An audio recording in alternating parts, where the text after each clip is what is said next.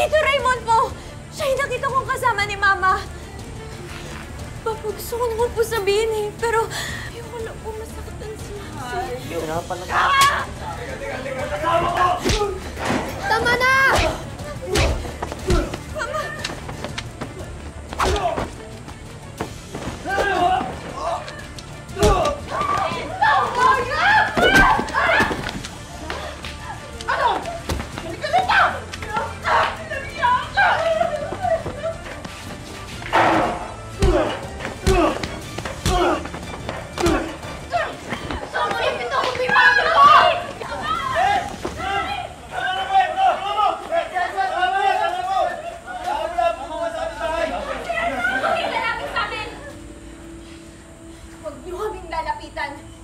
Hanggat hindi niyo kaya magpakamagulang, wala kayong karapatan na alagaan kami!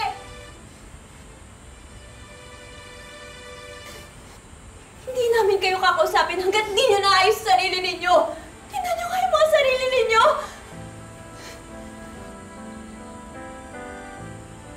Mga walang hiya kayo! Hindi man lang kayo nahiya sa amin! Pati kami nadadamay sa mga kalokohan ninyo!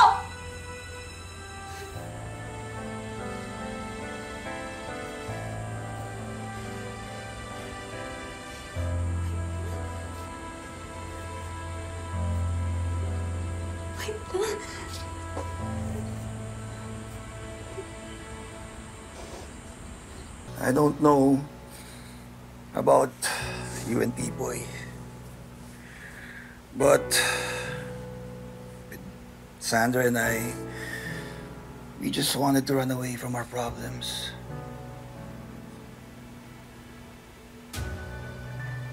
Ganun ba kalaki yung kasalanan ko sa'yo? Ganun ba ako kalaking problema? Para makipagrelasyon ka sa best friend ko? Denise, araw-araw mong pinapaalala sa akin na wala kang tiwala sa akin. Minsan nakakasakal yun. Kaya pumunta ako kay Sandra. Tumingin advice. Basta dulo nakasama pa pala yun. Di ko alam kung anong pwede kong sabihin sa'yo. Di ko alam kung anong isipin mo. Alam kong napakawalang kwenta kong lalaki. Hindi totoo yan. Ang totoo niya na taas-taas na tingin ko sa'yo eh. Na parang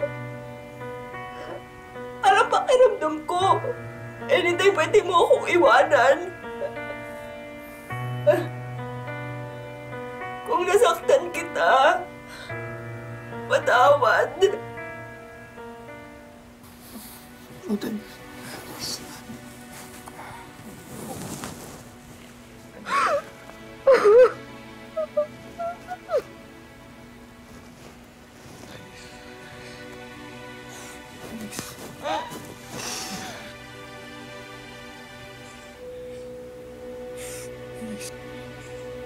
Denise, if you take me back, I promise you'll never feel alone again. Never.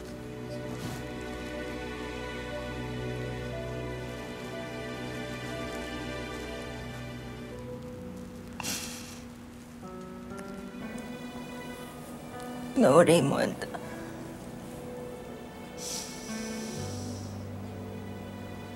Sobrang laki na ng kasalanan natin kay Maxie.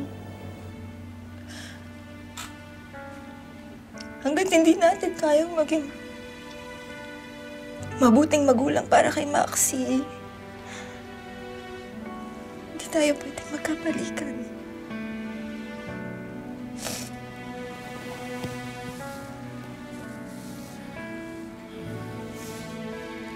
Sige na, paalam ka na sa anak mo.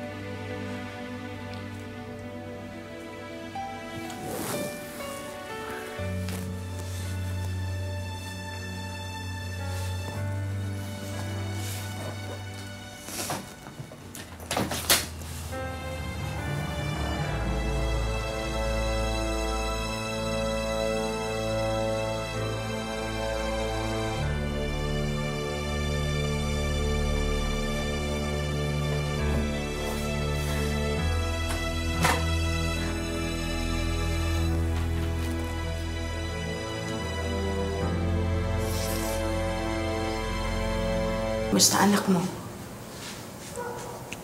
Ayun, naiintindihan daw naman niya kung bakit natin kailangang maghiwalay.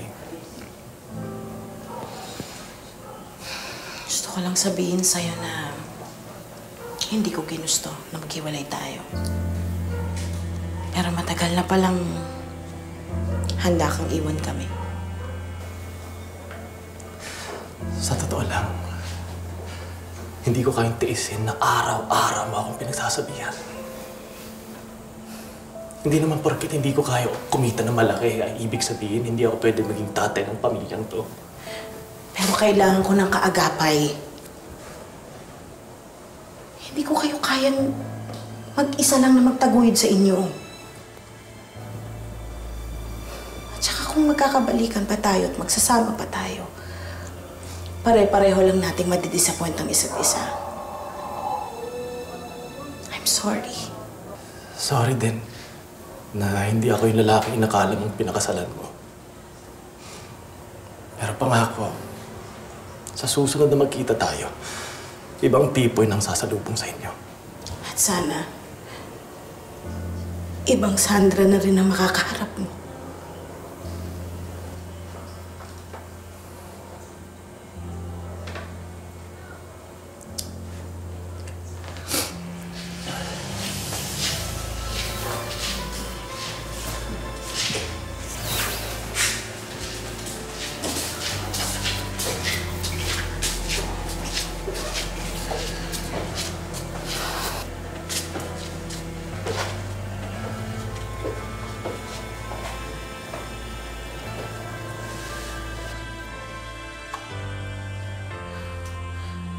I'm sorry, anak.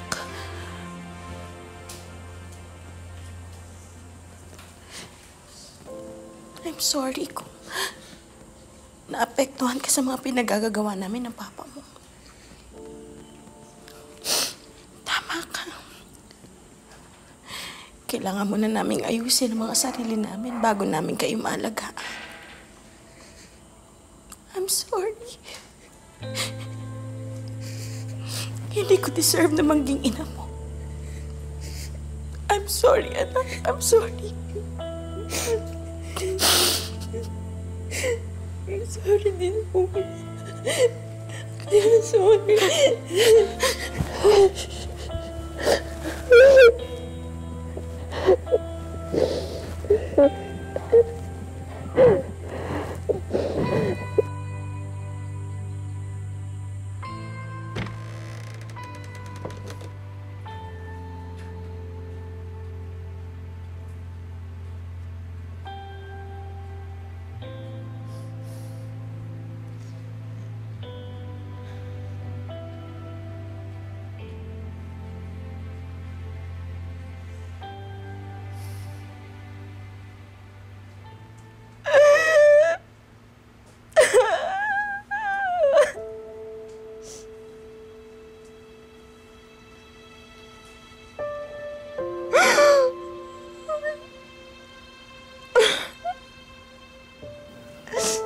I'm so sorry, anak.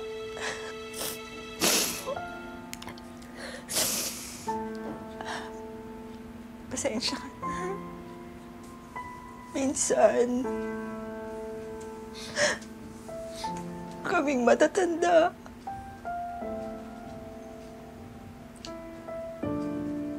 Kami pa yung asang bata.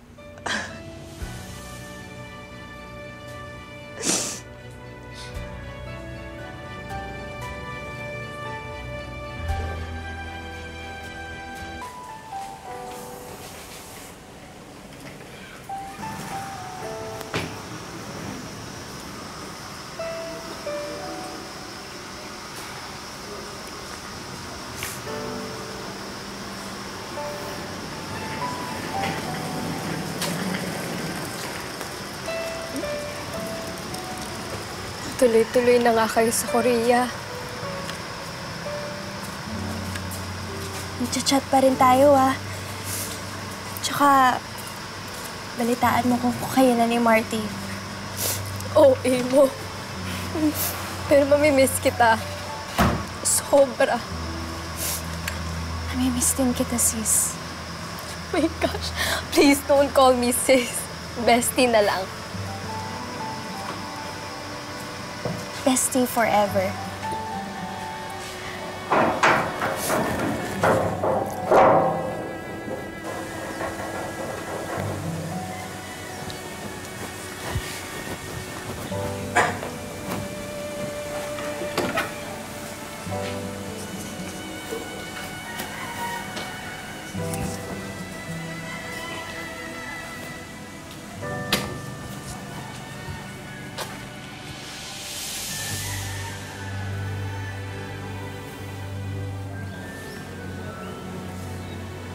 Balang araw,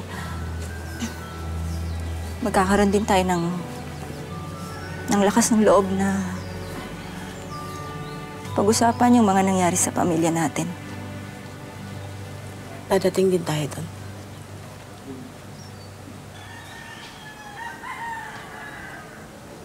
Halika na, anak.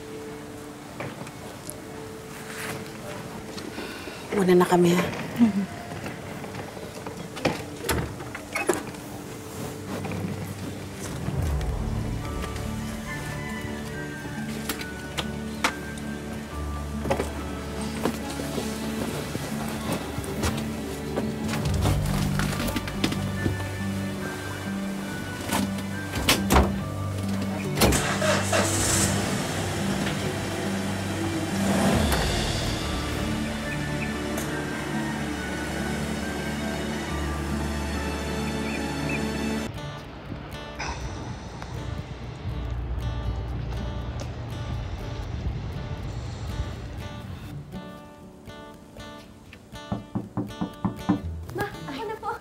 Sige. Ayan na sila! Uy, pasok kayo, pasok! Malamig na ko! Naku, sis! Ay, sino kasama mo? Eh, hindi. Nagpatulong lang ako kasi bigat-bigat yung maleta namin. Kamsahamnida. Thank you for helping my friend. 안녕. Can I offer you something? Moon? Coffee? No. 아니요. 괜찮아요. 감사합니다. Kamsahamnida!